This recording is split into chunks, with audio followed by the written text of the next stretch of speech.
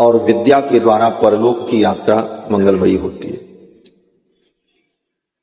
फिर आगे वेदों ने कहा कि जो व्यक्ति केवल विद्या को छोड़कर केवल अविद्या में ही लगा रहता है, खाओ कमाओ जियो करते रहो, विद्या को छोड़कर जो केवल अविद्या में लगा है वह पतन को प्राप्त करता है, और जो अविद्या को छोड़कर केवल विद्या में लगा है वो उससे भी ज्यादा पतन को प्राप्त करता है।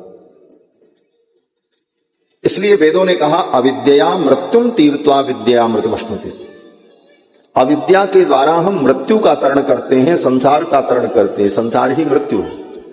इस संसार की यात्रा में अगर अविद्या नहीं होगी तो ये यात्रा चलेगी ही नहीं। गाड़ी में पेट्रोल भराने जाओगे और कहो हम तो भगवान के भक्त हैं, राम राम जय सिया राम, बोले पेट्रोल वाला कहेगा चलो आगे जाओ, वो तो पैसा लेगा। जगत व्यवहार अविद्या से चलता है और परलोक की यात्रा विद्या और ज्ञान विज्ञान भक्ति से चलती। इसी को विद्या और अविद्या कहा। तो विद्या के द्वारा हम आत्म तत्व को प्राप्त करते हैं और अविद्या के द्वारा लोक यात्रा को हम पूर्ण करते हैं। श्री जय बद्री विशाल जन कल्याण सेवा ट्रस्ट के द्वारा इन दोनों कार्यों की जो प्रेरणा हो रही है ये बहुत ही उत्तम है। तीर्थों में लोगों का भ्रमण हो, कथा हो, और कहां कहां होगी वो तो पहले ही बता दिया हमारे श्री अमर बंसल जी ने ही पूरी सूची बता दी। कहां द्वारिकापुरी और फिर जगन्नाथपुरी, फिर अयोध्यापुरी, फिर वृंदावन, नैमिषारण्य। यही विद्या है। और बाकी संसार का व्यवहार अविद्या, दोनों को हम लेकर और दोनों का सामंजस्य बनाकर हम चलते रहें, यही सफल जीवन है। केवल अविद्या में हम डूबे रहें रात दिन उसी संसार के प्रपंच में, यह भी ठीक नहीं। और सब कुछ छोड़कर हम चल पड़े, बोले वह भी ठीक नहीं। ये मध्य मार्ग ही सर्वोत्तम मार्ग है, और इस मार्ग से सामान्य सदगृहस्थ भगवत प्राप्ति कर लेता है और उसका मानव जीवन सफल हो जाता है।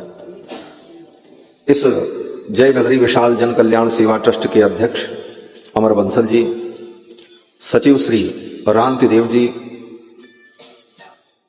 एवं कोषाध्यक्ष दिनेश गोयनका जी, अन्यान्य सभी इस संस्था के सदस्यगण, दूर दूर से आए हुए श्रद्धालु श्रोता बंधुओं, श्रद्धामयी माताओं, हमारे परम शिष्य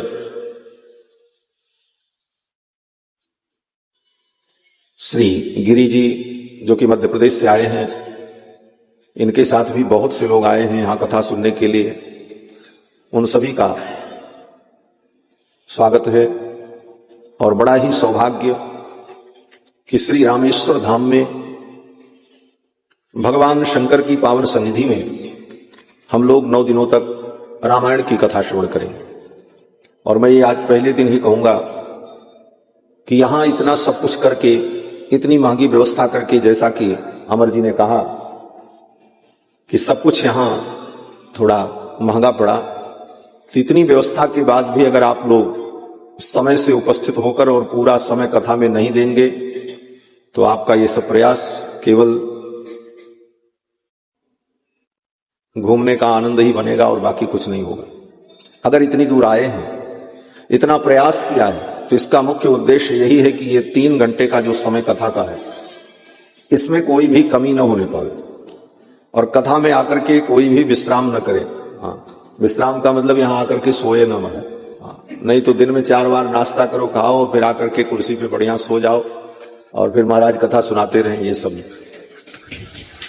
9 दिनों तक पूरे उत्साह के साथ यहां से कुछ लेकर के जाएं, कुछ सुन करके लेकर के जाएं। ये राम कथा बड़ी अद्भुत कथा है। राम कथा का एक एक अक्षर हमारे जीवन के महान से महान पाप को नष्ट करने वाला। चरितम रघुनाथस्य शतकोटि प्रविस्तरम एकैकमक्षरम प्रोक्तम महापातकनाशनम। चरितम रघुनाथस्य शतकोटि प्रविस्तरम। राम जी का ये चरित्र 100 करोड़ रामायण में विस्तृत है। 1-2 रामायण नहीं, 100 करोड़ रामायण। और राम जी के चरित्र का एक एक अक्षर एकैकम अक्षरम प्रोक्तम महापातकनाशनम। राम जी के चरित्र का एक एक अक्षर हमारे महान से महान पाप को नष्ट करने वाला। राम चरित्र की बड़ी महिमा है। भगवान श्री कृष्ण के चरित्र की भी, भगवान के चरित्र की सर्वत्र महिमा है, परंतु रामायण महाकाव्य की जो महिमा है वो अद्भुत है। और यहां 9 दिनों तक हम सभी लोग आदि काव्य श्री वाल्मीकि रामायण के माध्यम से राम जी के चरित्र का चिंतन करेंगे। पहले आपको हम ये बता दें कि वाल्मीकि रामायण सर्वप्रथम ग्रंथ है। इस दुनिया में कोई काव्य जब नहीं था तो सर्वप्रथम काव्य रामायण काव्य प्रकट हुआ। इसीलिए रामायण को आदि काव्य कहा जाता है। यह आदि काव्य है। 18 पुराण और महाभारत और बाकी जितने धर्म ग्रंथ हैं ये सब बाद में बने। रामायण केवल रामायण कहने मात्र से उस ग्रंथ का हमें बोध होता है जो ग्रंथ वाल्मीकि जी ने बनाया आज से 9 लाख वर्ष पूर्व, ये रामायण। और रामायण की रचना महर्षि वाल्मीकि ने उस समय की जिस समय भगवान श्री राम अयोध्या के सिंहासन पर विराजमान होकर प्रजा का पालन कर रहे हैं। उनके समय की रचना है जो आप 9 दिन सुनेंगे। बाकी जितनी रामायण लिखी गई बाद में विद्वानों ने लिखा। वेद व्यास जी ने भी राम कथा लिखी, अनेक कवियों ने, विद्वानों ने लिखा। यहां तक कि कवियों ने कहा कि अगर किसी को कवि बनना हो तो राम जी के चरित्र का वर्णन करो, तुम कवि बन जाओ। राम तुम्हारा वृत्त स्वयं ही काव्य है। कवि ने कहा कि राम तुम्हारा वृत्त स्वयं ही काव्य है, कोई कवि हो जाए ये सहज संभाव्य है। भगवान का चरित्र ही काव्य है राम जी। अगर कोई कवि बनना चाहे तो किसी दूसरे पर कविता लिखने की जरूरत नहीं, राम जी पर रचनाएं लिखो, अपने आप कवि हो जाओ। ये रामचरित्र का वैशिष्ट्य है, ये रामचरित्र की विशेषता है। और भगवान राम के चरित्र का वर्णन महर्षि वाल्मीकि ने जो किया उस समय जब राम जी अयोध्या के सिंहासन पर विराजमान थे और प्रजा का पालन कर रहे थे, उस समय की ये रामायण।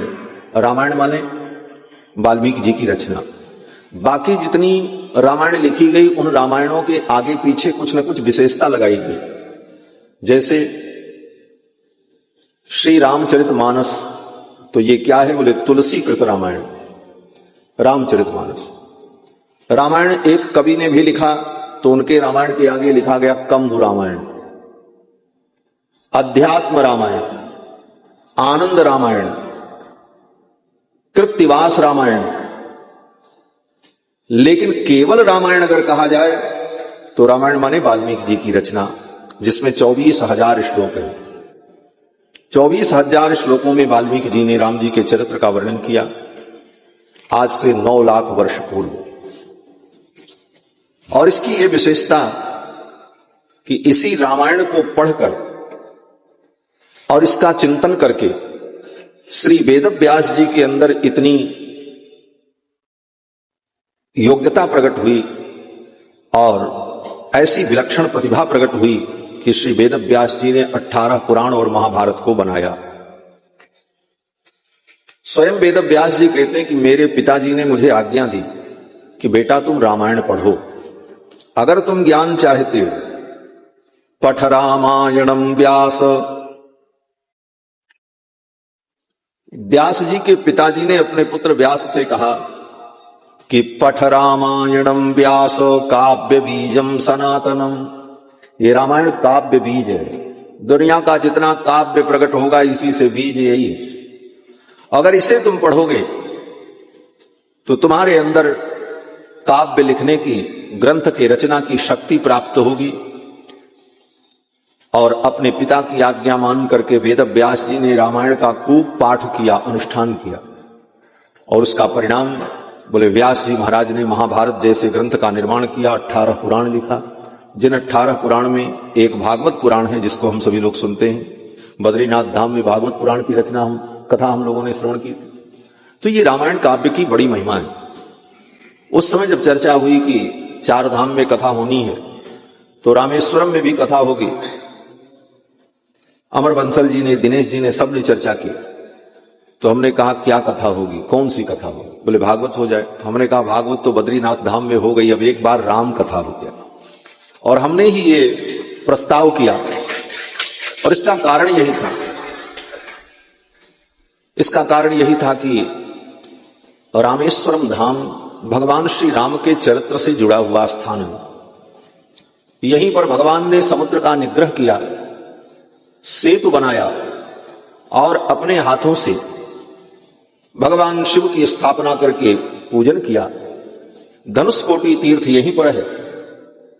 और एक बात और भी मुझे अत्यंत प्रेरित करने वाली थी कि मेरे अयोध्या में हमारे आश्रम में जो भगवान विराजमान हैं श्री रघुनाथ जी उत्सव मूर्ति, आज से 200 वर्ष पूर्व भगवान की वो दिव्य मूर्ति यहीं से दर्भशयन क्षेत्र से, तिरुपुल्लाणी नाम के क्षेत्र से, जमीन के अंदर से प्रकट हुई थी, आज से 200 वर्ष पूर्व।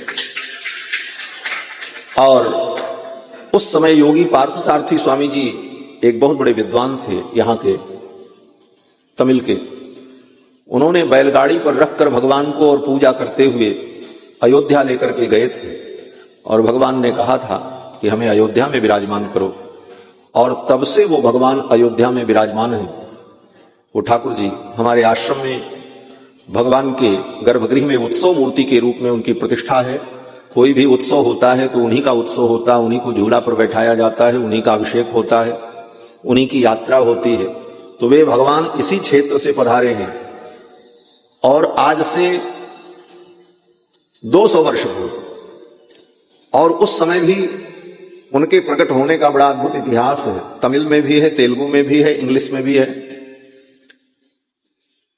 स्वामी जी महाराज जब यात्रा करते हुए यहां आए थे तो उनको स्वप्न दिया भगवान ने कि हम जमीन के अंदर हैं, हमको निकालो। उस समय यहां का राजा धर्मसेतु नाम का राजा था। उस राजा के बगीचे में भगवान जमीन के अंदर विद्यमान थे। राजा से जाकर के उन्होंने अपने स्वप्नादेश को कहा तो राजा को विश्वास नहीं हुआ। तो स्वामी जी ने कहा मेरी आज्ञा मानो और इस भूमि का पूजन करो और इस यहाँ की मिट्टी हटवाओ। नीचे भगवान विराजमान हैं, उन्होंने मुझे स्वप्न देकर के बुलाया। फिर राजा ने उनकी आज्ञा मानी और वहां से मिट्टी जब हटाई जाने लगी तो भीतर से एक प्राचीन मंदिर निकला, बहुत वर्षों का दबा हुआ मंदिर मिट्टी के। उस मंदिर का जब गर्भगृह खोला गया, मिट्टी हटाई गई तो उसी के अंदर वो भगवान विराजमान थे, वो मूर्ति विराजमान थी जो निकली। और फिर स्वामी जी उस मूर्ति को लेकर के अयोध्या पधारे। इतना प्राचीन विग्रह, कितने वर्षों से वो जमीन के अंदर दबे थे, पड़े थे और 200 वर्ष लगभग उनको बाहर आए हो गया। वे भगवान यहीं तिरुपुल्लाणी क्षेत्र से, दर्भशयन क्षेत्र से पधारे अयोध्या और हमारे आश्रम में विराजमान हैं। और उन्हीं के नाम पर रामलला सदन देवस्थान और रामलला की संपूर्ण संपत्ति, संपूर्ण वैभव उन्हीं का है।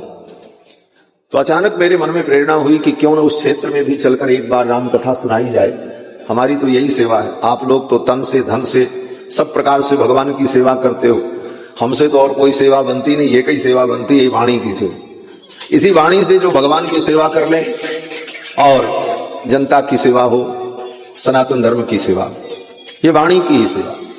और भगवान के चरणों में आकर, इस पवित्र तीर्थ में आकर भगवान की कथा सुना करके अपनी वाणी को पवित्र करना है। निज गिरा पावन करन कारण राम जस तुलसी कहो। तो अपनी वाणी को पवित्र करने के लिए और अपने जीवन को पवित्र करने के लिए हम लोग यहां आए हैं। तो भगवान श्री राम का ये पवित्र पावन क्षेत्र, जहां पर भगवान श्री राम ने सेतु बांधा, इतना बड़ा सेतु, और उस सेतु को बनाने में किसी यंत्र की जरूरत नहीं पड़ी।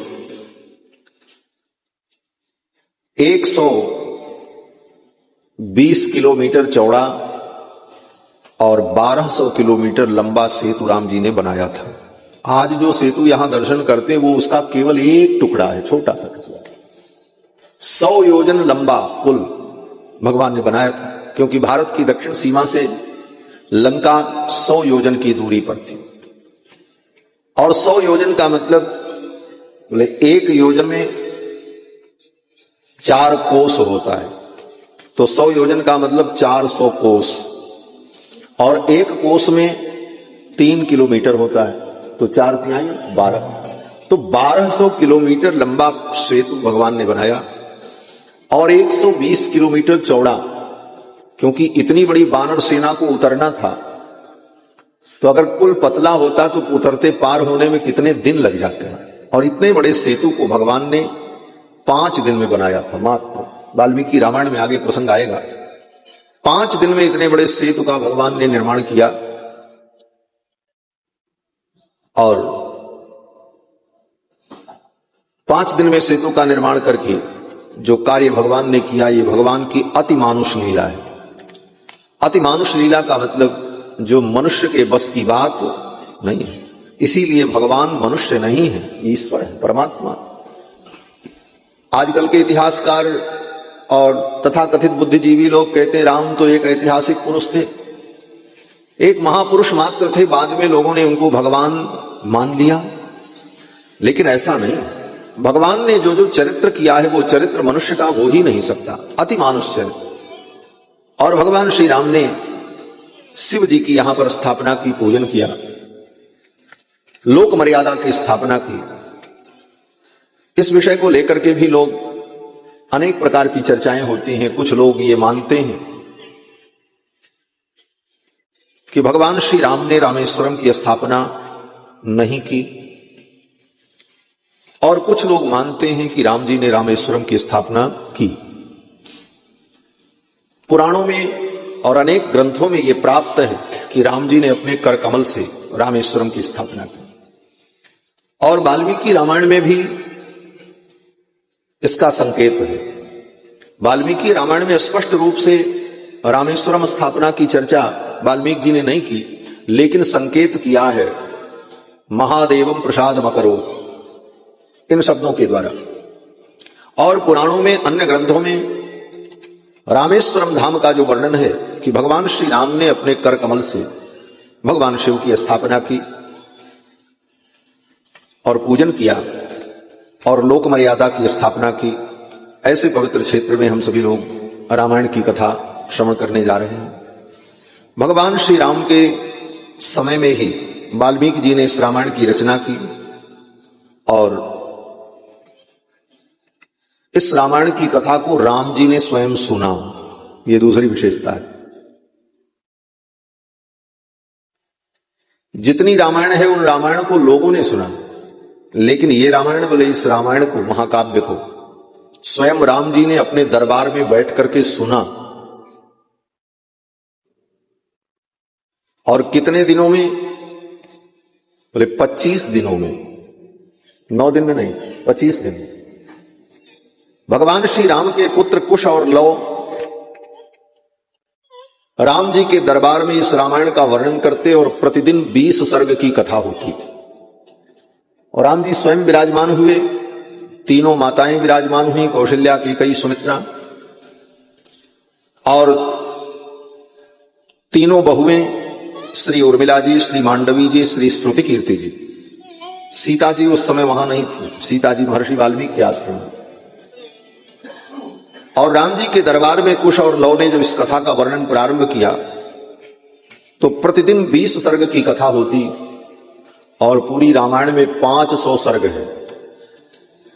तो 20-20 सर्ग की कथा रोज लव को सुनाते, और राम जी जब अपने राज्य कार्य से निवृत्त होते तो बैठ करके सुनते। और कैसे सुनते थे? सिंहासन पर बैठ करके नहीं सुनते थे महाराज, जमीन पर बैठ करके सुनते थे, जैसे हमारे ये श्रोता बैठे हुए। आज किसी ने कहा हमको सुबह कि महाराज कथा में कुर्सी के लिए लड़ाई होती है।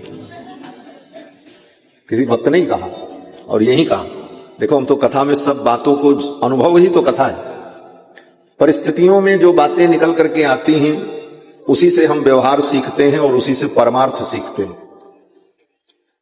इसीलिए कहा व्यवहार सीखना है जिसको, व्यापार सीखना है जिसको, तो क्या करें? बोले सत्संग करो, सत्संग करो। व्यवहार सीखना है जिसको, व्यापार सीखना है जिसको। जिसको व्यवहार सीखना है जिसको व्यापार सीखना है जिसको भव पार उतरना है जिसको सत्संग करो सत्संग करो भव पार उतरना है जिसको सत्संग करो सत्संग करो यह अवसर फिर नहीं मिलने का सत्संग करो सत्संग करो यह अवसर फिर नहीं मिलने का सत्संग करो सत्संग करो यह पथ नहीं दिल डुलने का सत्संग करो सत्संग करो यह पथ नहीं दिल डुलने का सत्संग करो सत्संग करो। व्यवहार सीखना है जिसको व्यापार सीखना है जिसको और इसके साथ साथ भव पार उतरना है जिसको सत्संग करो सत्संग करो। तो सत्संग में हमें भव पार जाने का रास्ता भी मिलता है, संसार के व्यवहार की सीख भी मिलती है और संसार में जो व्यापार हम कर रहे हैं वो व्यापार मतलब वो आप वाला व्यापार नहीं हो दुकानदारी, वो तो अलग है। व्यापार का मतलब संसार के वो समस्त कार्य जो हमारे लिए कर्तव्य हैं, जरूरी हैं और समाज में रहते हुए हमें करना चाहिए, यह सब कुछ सीख हमें सत्संग से मिलती है। तो मैं निवेदन कर रहा था कि किसी ने कहा मुझे कि महाराज कुर्सी कम पड़ जाती है तो लोग कहते हैं नहीं हम तो कुर्सी पे ही बैठेंगे, लेकिन राम जी ने कथा सुनी तो जमीन में बैठ के सुनी हो। अपना सिंहासन, रत्नमय सिंहासन, जिस सिंहासन के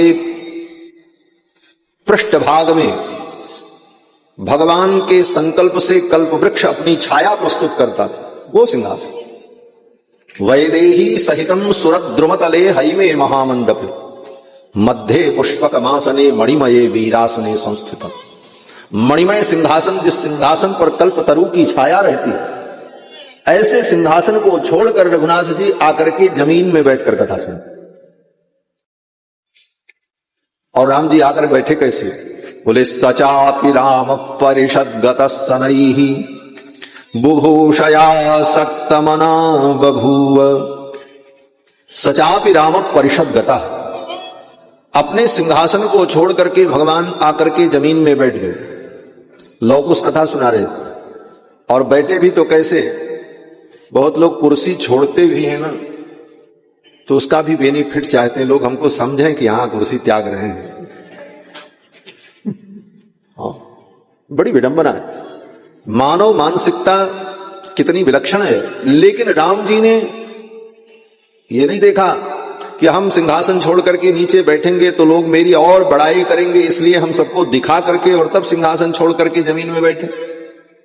नहीं, सचापि राम परिषद गत सनैहि।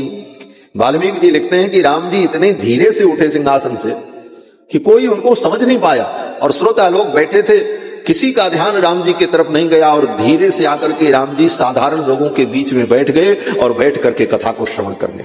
सचापि राम परिषद गत सनैहि बुभूषया सक्तमना बभूव। अब आपके मन में एक प्रश्न आ रहा होगा कि ये कथा किसकी है? बोले राम जी की। बोले जब राम जी की ही कथा है तो फिर राम जी इसको सुनने के लिए इतने व्याकुल क्यों हुए? क्या अपनी कथा सुनने के लिए इतनी उत्सुकता होनी चाहिए? तो राम जी ने अपनी ही कथा को इतनी उत्सुकता से और इतने विनम्र भाव से और भूमि में बैठ करके श्रवण किया। क्या ये धर्म है या मर्यादा है? तो कहते हैं प्रश्न सही है, ये प्रश्न होना ही चाहिए। और ये प्रश्न रामायण के जो व्याख्याता विद्वान आचार्य लोग हैं उन लोगों ने इस प्रश्न को उठाया। वाल्मीकि रामायण के बहुत बड़े विद्वान श्री गोविंद राज स्वामी जी ने अपनी टीका में इस प्रश्न को उठाया कि भाई राम जी ही इस कथा को क्यों सुनते हैं? ये तो राम जी का ही चरित्र है। और जो व्यक्ति अपनी कथा सुने, अपनी प्रशंसा सुने, वो उत्तम पुरुष नहीं होता। दूसरे शब्दों में कहा जाए तो व्यक्ति को अपनी चापलूसी जिसको प्रिय हो वो व्यक्ति उत्तम नहीं माना जाता। और राम जी तो मर्यादा पुरुषोत्तम है, नरोत्तम है। और फिर उन्होंने अपनी कथा सुनने का इतना बड़ा प्रयास किया। तो कहते हैं विचार करो, ये रामायण राम जी की कथा नहीं है। अरे राम, आप कहोगे ये नई बात आप कह रहे हैं, राम कथा, ये रामायण राम कथा नहीं है? बोले हाँ, ये रामायण राम कथा नहीं है। बोले तब? बोले ये राम जी का चरित्र नहीं है। बोले तब किसका चरित्र है? तो वाल्मीकि जी कहते हैं, इसका उत्तर देते हैं कि कृत्स्नम रामायणम काव्यम सीतायाश्चरितम महत। ये सीता जी का महान चरित्र है। वाल्मीकि महर्षि कहते हैं कृत्स्नम रामायणम काव्यम, ये संपूर्ण रामायण काव्य क्या है? बोले सीतायाश्चरितम महत, सीता जी का महान चरित्र है ये रामायण। बोले सीता जी का चरित्र है तो बात तो राम जी की भी इसमें बताई जाती है। बोले इसलिए बताई जाती है कि राम जी सीता जी के पति हैं और सीता जी के आगे पीछे डोलते रहते हैं, इसलिए उनका भी तो नाम आएगा ही आएगा। लेकिन प्रधानता तो किशोरी जी के चरित्र का है। किशोरी जी के चरित्र का प्राधान्य है रामायण में। वाल्मीकि जी कहते हैं सीतायाश्चरितम महत, ये सीता जी का महान चरित्र है। राम जी का चरित्र प्रधान होता तो राम जी न सुनते। चरित्र राम जी का भी इसमें आता है, लेकिन प्रधानता सीता जी के चरित्र की है और केवल राम जी का थोड़ी। रामायण में तो लक्ष्मण जी का भी चरित्र आता है, दशरथ जी की भी चर्चा आती है। तो जितने लोग जुड़े हुए हैं सबकी चर्चा आएगी, लेकिन जिसकी प्रधानता होती है नाम उसी का होता है। प्रधानता श्री जी की है, इसलिए श्री जी का चरित्र होने के कारण सीतायाश्चरितम महत, सीता जी का ये महान चरित्र है। और सीता जी के महान चरित्र को सुनने के लिए भगवान बैठकर भूमि पर इस चरित्र को सुनते हैं। सीता जी कौन है? बोले साक्षात महालक्ष्मी है, भगवान की अचिंत शक्ति है, आह्लादिनी शक्ति है, अखिल ब्रह्मांड की अधीश्वरी है, सर्वश्रेयस्करीम सीताम, उद्भव स्थित संहार कारिणीम क्लेशहारिणीम, सर्वश्रेयस्करीम सीताम नतोहम राम वल्लभाम। उन राम वल्लभा का ये पावन चरित्र है श्री रामायण महाकाव्य। फिर आपके मन में एक प्रश्न आ गया होगा, ना आया हो तो हम बता देते हैं कि जब सीता जी का ये महान चरित्र है तो इसका नाम महर्षि वाल्मीकि ने रामायण क्यों रखा? इसका नाम सीतायन रख देते क्यों? अगर ये सीता जी का महान चरित्र है तो वाल्मीकि जी इसका नाम रामायण क्यों कहते हैं? इस ग्रंथ का नाम रख देते सीतायन, कोई दिक्कत नहीं। लेकिन रामायण नाम क्यों रखा? बोले रामायण नाम इसलिए रखा कि ये राम जी का घर है। रामस्य अयनम रामायणम, रामायण शब्द का अर्थ होता है राम जी का घर। रामस्य अयनम, राम जी जिसमें रहते हैं। राम जी कहां रहते हैं? बोले सीता जी के इस पवित्र चरित्र में ही राम जी निहित हैं, विराजमान हैं। और इस रामायण में सीता जी के इस महान चरित्र में ही राम जी विराजमान रहते हैं, इससे बाहर राम जी नहीं। हाँ, ये राम जी का घर है। और दूसरे शब्दों में कहो कि देखो, अगर किसी को ढूंढना हो तो आप कहां जाओगे? बोले उसके घर ही तो जाओगे, तभी वो अपने घर में मिलेगा। कोई भी व्यक्ति अपने घर में ही तो मिलता है, उसके घर जाओ मिल जाएगा। तो राम जी से मिलना हो, राम जी को पाना हो तो कहां जाएं? बोले राम जी का घर है ये रामायण, इसी रामायण में ही राम जी मिलेंगे और राम जी कहीं नहीं मिलेंगे। राम जी को पाना है तो रामायण में आओ। रामस्य अयनम रामायणम, ये राम जी का अयन है। और दूसरा अर्थ यह भी है, रामस्य अयनम और रामायाह अयनम। रामायाह अयनम माने, रामा माने सीता, सीता जी का नाम है रामा। राम की जो प्रिया है इसलिए उनका नाम है रामा, और जो रामा का अयन है इसलिए इसका नाम रामायणम। ये रामा का अयन है। और इसका एक अर्थ और भी है, रामः अय्यते प्राप्यते अनेन तद्रामायणम, जिसके द्वारा हम राम जी को प्राप्त कर ले। राम जी की जो प्राप्ति कराने वाला ग्रंथ है उस ग्रंथ का नाम रामायण। जिस ग्रंथ के द्वारा हम राम को प्राप्त कर सकते हैं, राम जी को पाने का तरीका यही है कि इस ग्रंथ का अनुशीलन करो, इसका चिंतन करो।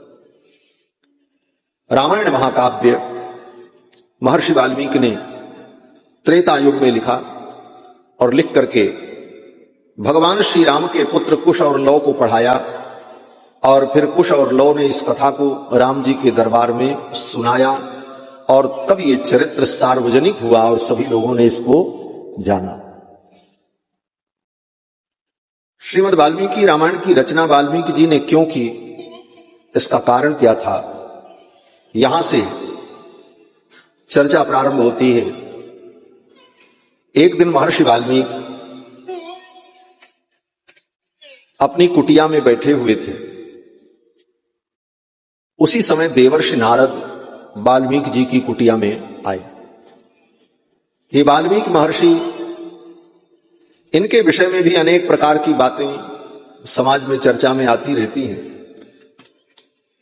लेकिन ये वाल्मीकि महर्षि प्रचेता के पुत्र हैं और बड़े ही सिद्ध योगी हैं, तपस्वी हैं। ये कोई चोर डाकू नहीं थे, कोई लुटेरे नहीं थे जैसा लोग कहते हैं। कोई वाल्मीकि ऐसे किसी कल्प में हुए होंगे, मुझे कोई आपत्ति नहीं है, लेकिन रामायण के रचनाकार जो वाल्मीकि हैं, जिनकी ये रचना है, वे वाल्मीकि महर्षि प्रचेता के पुत्र हैं। प्राचेतसोहम दशमः पुत्रो राघव नंदन। स्वयं वाल्मीकि जी भगवान श्री राम से कहते हैं, राम मैं प्रचेता का पुत्र हूं और न स्मरामि अनृतम वाक्यम। हमने कभी कोई असत्य भाषण नहीं किया है, कभी मैंने झूठ नहीं बोला है। और मैं कहता हूं राम, ये रामायण की कथा का गान करने वाले जो दोनों बालक हैं कुश और लव, ये आपके पुत्र हैं। इमौ तु तव पुत्रकौ। यही कहते हुए वाल्मीकि जी ने कथा के अंत में राम जी को परिचय दिया कि ये दोनों बालक आपके ही बेटे हैं। राम जी तो ऐसे सब कुछ जानते हैं, राम जी को बताने की कोई आवश्यकता नहीं है, वो सर्वज्ञ है, सर्वेश्वर है।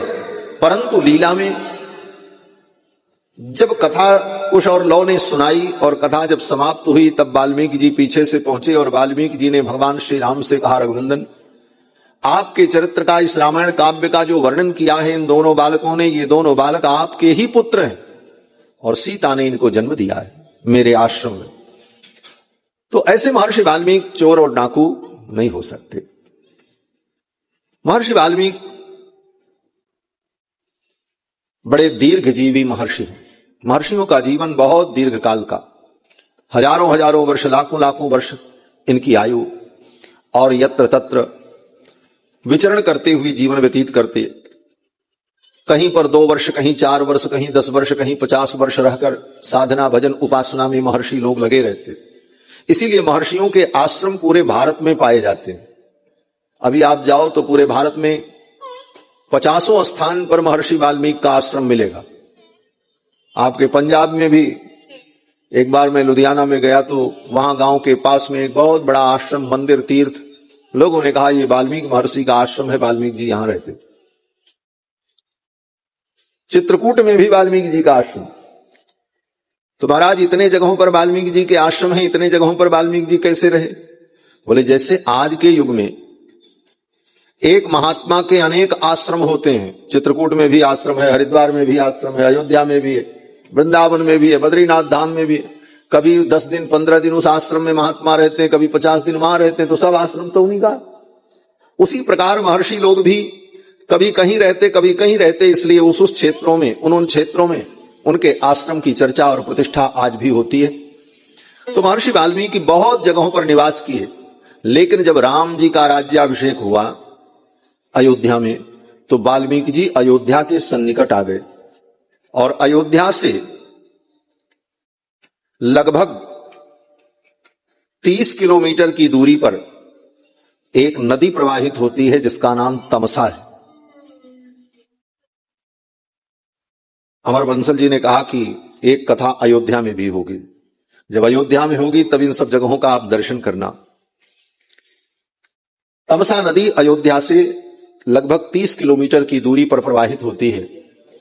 दक्षिण दिशा में राम जी जब वन की यात्रा पर चले हैं तो पहली नदी तमसा नदी ही पड़ी है और तमसा नदी के तट पर एक रात्रि विश्राम किया है।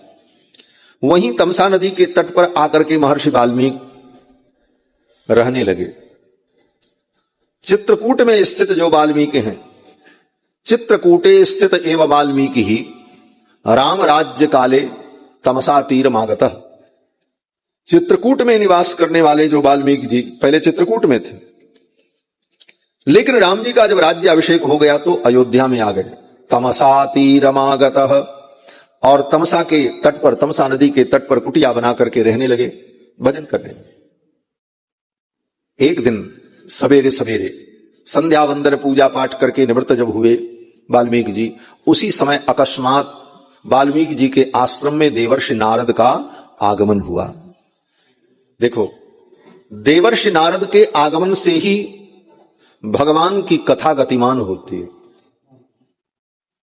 नारद जी कहीं भी जाते हैं तो इनके जाने का एक ही उद्देश्य होता है, लोक मंगल और भगवान के गुणगान का, भगवान के चरित्र का विस्तार, और दूसरा कोई काम नहीं। हमारे आपके तो बहुत सारे प्रयोजन होते हैं कहीं आने जाने के, लेकिन नारद जी का एक ही प्रयोजन है बस। पर्यटन विविधान लोकान परानुग्रह कांक्षया, पर्यटन विविधान लोकान परानुग्रह कांक्षया, विविध लोकों में भ्रमण करते हुए नारद जी लोक कल्याण करने के लिए ही विचरण करते।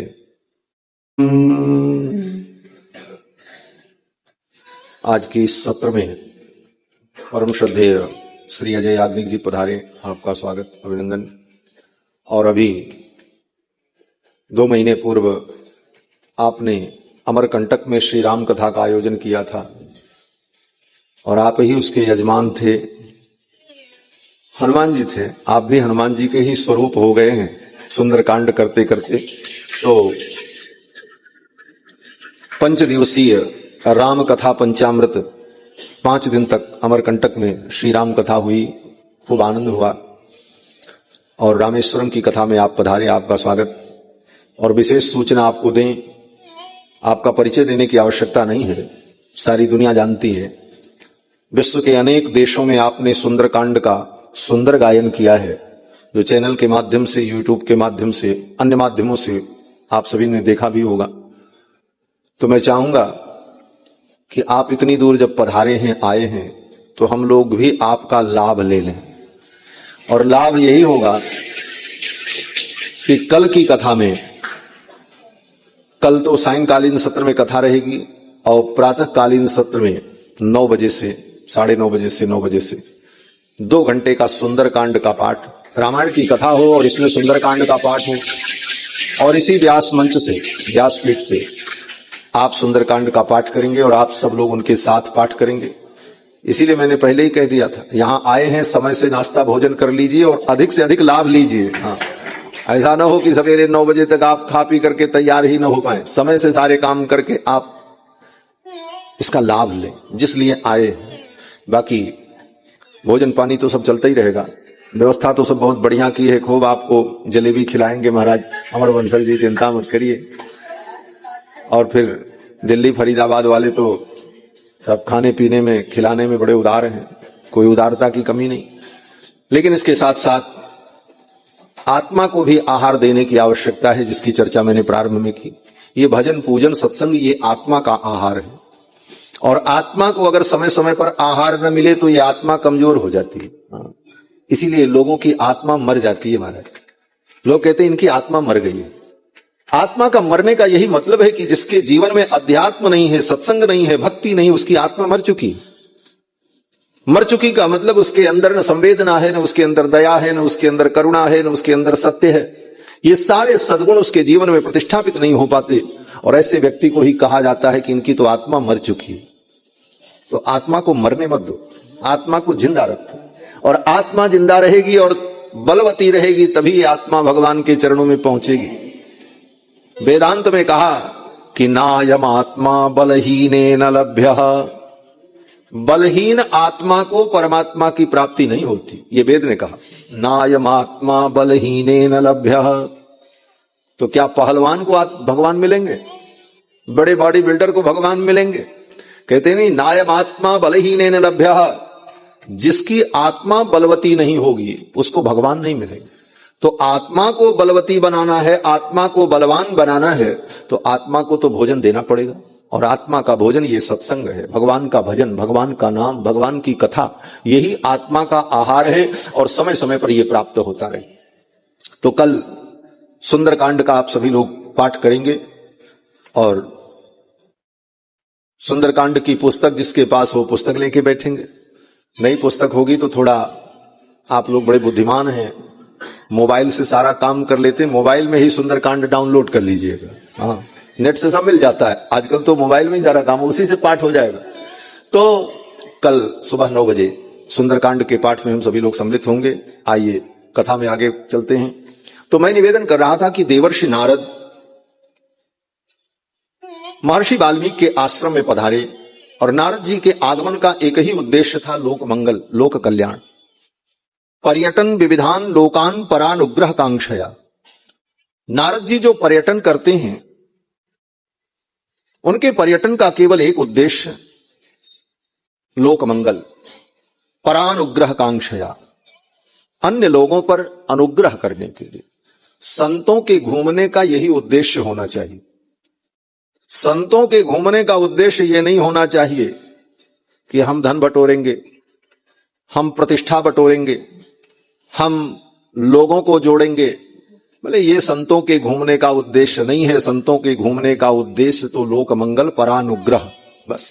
ये नारद जी के चरित्र से हमें शिक्षा मिलती है। नारद जी के जैसा घूमने वाला कौन होगा, आज यहां कल वहां, परानुग्रह कांक्षया। लेकिन इतना घूमते हुए भी नारद जी लोक मंगल करते हैं।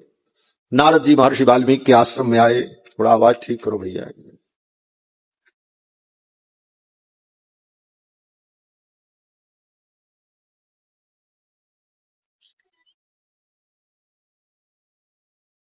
वहीं बैठिए। श्री सीतारामचंद्र भगवान की जय। देवर्षि नारद आए और जब नारद जी आए तो वाल्मीकि जी ने उनका पूजन किया। अतिथि का पूजन करना चाहिए, अतिथि देवो भव। और देवर्षि नारद तो भगवान के ही स्वरूप हैं। श्रीमद् भागवत महापुराण के अनुसार और अन्य ग्रंथों के अनुसार भी नारद जी भगवान के अवतार हैं। और 24 अवतार में नारद जी को भगवान का तीसरा अवतार माना गया है। तृतीयम ऋषि सर्गम तु देवर्षित्वमुपेत्य यः। भगवान का तीसरा अवतार देवर्षि नारद के रूप में ही हुआ। और नारद जी भगवान के भक्त भी हैं। अब आपके मन में फिर प्रश्न होगा कि वो भगवान हैं कि भक्त हैं, पहले ये डिसाइड हो। तो नारद जी भगवान के अवतार भी हैं और भक्त भी हैं, दोनों बातें कैसे होंगी? तो भगवान के जितने अवतार हैं उन अवतारों में कई प्रकार के अवतार होते हैं। कुछ अवतार ऐसे होते हैं जो अंशावतार, कुछ अवतार भगवान का ऐसा होता है आवेशावतार, और कुछ अवतार परिपूर्णावतार। तो जो आवेशावतार भगवान का है, किसी विशेष कार्य के लिए किसी विशेष शरीर में भगवान का कुछ दिनों के लिए आवेश हो जाता है तो उसको भी भगवान का अवतार कहा जाता है। और ऐसे अवतार देवर्षि नारद है। नारद जी के अंदर 5 दिन 5 रात्रि तक भगवान का आवेश था, बस 5 दिन 5 रात्रि। और 5 दिन 5 रात्रि तक नारद जी के अंदर भगवान का आवेश था। और उन्हीं 5 दिनों में 5 रात्रि में देवर्षि नारद ने पांचरात्र ग्रंथ को प्रकट किया है। उसको कहा जाता है नारद पांचरात्र, जिसमें 108 संहिताएं हैं। और उन 108 संहिताओं में नारद जी के रूप में भगवान ने ही मंदिर निर्माण से लेकर मंदिर के निर्माण के लिए भूमि का चयन और शिला का चयन से लेकर मंदिर की प्रतिष्ठापना और भगवान के विविध उत्सव पर्यंत समस्त विधानों का वर्णन किया है 108 संहिताओं में। इस महान ग्रंथ को प्रकट करने के लिए, भगवत शास्त्र प्रकट करने के लिए भगवान का 5 दिनों तक नारद जी के अंदर आवेश था। और यह कार्य संपन्न होने के बाद वो आवेश समाप्त हो गया। फिर तो नारद जी भगवान के भक्त हैं। तो 5 दिनों तक उनके विग्रह में भगवान का आवेश था, इसलिए नारद जी को अवतार की कोटि में माना गया। और उसके बाद फिर तो नारद जी भगवान के भक्त हैं। ऐसे ही वेद व्यास जी, श्री वेद व्यास जी भी भगवान के अवतार हैं और इनको 17वां अवतार माना गया वेद व्यास जी को। और वेद व्यास जी के अंदर भगवान का आवेश इसलिए हुआ कि महाभारत और 18 पुराण की रचना कराने के लिए भगवान ही इनके शरीर में प्रविष्ट हुए और भगवद आवेश में 18 पुराण और महाभारत की व्यास जी ने रचना की। और ये पवित्र महान कार्य जब संपन्न हो गया तो फिर व्यास जी एक महर्षि हैं, लेकिन अवतार में उनकी भी गणना होती। तो इसी प्रकार देवर्षि नारद भगवान के अवतार हैं। नारद जी आए और नारद जी जब आए तो महर्षि वाल्मीकि ने इनका पूजन किया और पूजन करने के बाद महर्षि वाल्मीकि ने नारद जी से प्रश्न किया। तपस्वाध्याय निरतम तपस्वी वाग्विदाम्बरम नारदम परिपप्रच्छ वाल्मीकिर्मुनि पुंगवम। देवर्षि नारद ने वाल्मीकि जी से प्रश्न किया। क्या प्रश्न किया? बोले भगवान के संदर्भ में प्रश्न किया। नारद जैसे ज्ञानी महापुरुष जीवन में मिले तो उनसे भगवान के विषय में प्रश्न करो। संत महात्माओं से भगवान के विषय में ही प्रश्न करना चाहिए। भगवत चर्चा ही करनी चाहिए, दूसरी चर्चा करनी ही नहीं चाहिए। संत महात्माओं से मिलो तो भगवान की चर्चा करो और उनसे जानिए। बाकी वो आपकी कोई सिफारिश करेंगे, संसार के किसी काम में आपका सहयोग करेंगे, आपके व्यापार कारोबार को बढ़ाने के लिए वो कोई प्रयास करेंगे, ये सब भावनाएं संतों के प्रति नहीं रखनी चाहिए। उनका उपयोग केवल भगवत भक्ति के संवर्धन के लिए। उनके पास जाओ तो भगवान की चर्चा करो और भगवान के विषय में आपको कोई शंका हो, संदेह हो तो संतों से उसका निराकरण प्राप्त करो। इसीलिए संतों का प्रयोजन है, इसीलिए संत हैं। और बाकी दुनिया के काम के लिए तो आपकी बुद्धि और आपका धन वही पर्याप्त है, उससे सब काम हो जाता है दुनिया का। संतों का प्रयोजन तो यही है। तो देवर्षि नारद आए तो वाल्मीकि जी ने यही प्रश्न किया। कौन अस्मिन् सांप्रतम लोके गुणवान कश्च वीर्यवान धर्मज्ञश्च कृतज्ञश्च सत्यवाक्यो दृढ़व्रतः। हे भगवान, आप समर्थ हैं, तपस्या और स्वाध्याय में निरत रहते हैं और ज्ञानियों में श्रेष्ठ हैं। इसलिए मैं आपसे पूछता हूं कि इस समय सर्वश्रेष्ठ पुरुष कौन है, गुणवान पुरुष, मैं उसे जानना चाहता हूं। नारद जी से ही क्यों पूछा? क्यों? बोले नारद जी ही बता सकते हैं। क्यों बता सकते हैं? तो वाल्मीकि जी कहते हैं, गुरुदेव आप तपस्या और स्वाध्याय में निरत रहते हैं। तपस्वाध्याय निरतम, जो तपस्या और स्वाध्याय में निरत रहेगा वही भगवान के विषय में किए गए प्रश्न का उत्तर दे सकता है, सब नहीं दे सकते। जिसके जीवन में तपस्या होगी और जिसके जीवन में स्वाध्याय हो, केवल तपस्या हो स्वाध्याय नहीं है, वह भी भगवान के संदर्भ में किए गए प्रश्नों का उत्तर नहीं दे सकते। और केवल स्वाध्याय है लेकिन तप नहीं है तो उसके उत्तर से कोई संतुष्ट भी नहीं है। इसलिए तपस्वाध्याय निरतम, देवर्षि नारद तपस्या और स्वाध्याय दोनों में निरत रहते हैं। और वाग्विदाम्बरम, ज्ञानियों में श्रेष्ठ हैं। वाग्विद, वाग्विद माने ज्ञानी, और उन वाग्विदों में भी बरम, श्रेष्ठम, वाग्विदाम्बरम। और क्या विशेषता है नारद जी की? बोले मुनि पुंगवम, मुनि पुंगव, मुनियों में श्रेष्ठ है। इसलिए नारद जी से वाल्मीकि जी ने पूछा। इसीलिए भगवान के संदर्भ में, तत्व के संदर्भ में, अध्यात्म के विषय में सबसे प्रश्न भी नहीं पूछना चाहिए। जो प्रामाणिक उत्तर दे सके उसी से प्रश्न करना चाहिए। अप्रामाणिक व्यक्ति से आपने प्रश्न किया तो ऐसा उत्तर देगा कि आपको तो पहले से संदेह था और भी आप संदेहग्रस्त हो जाएं, आप दिग्भ्रमित हो जाएं। और मैं आज भी कहता हूं कि बहुत से लोग आज भी इसी कारण से दिग्भ्रमित हो रहे हैं, क्योंकि धर्मम बक्षन्त्य धर्मज्ञाः अधुरय्य उत्तमासन। आज धर्म की व्याख्या उत्तम आसन पर बैठकर वो लोग कर रहे हैं जिनको स्वयं धर्म का बोध नहीं है। ये बड़ी विडंबना है। इसलिए उत्तर प्राप्त करके समाधान मिले वो तो दूर बात, नई शंका और नए नए संदेह और उत्पन्न हो जाते हैं। इसलिए ऐसे व्यक्ति से ही प्रश्न करना चाहिए जो उसका सही उत्तर दे सके। नारद जी से वाल्मीकि जी ने यही पूछा कि मैं जानना चाहता हूं कि सर्वश्रेष्ठ पुरुष कौन है इस समय।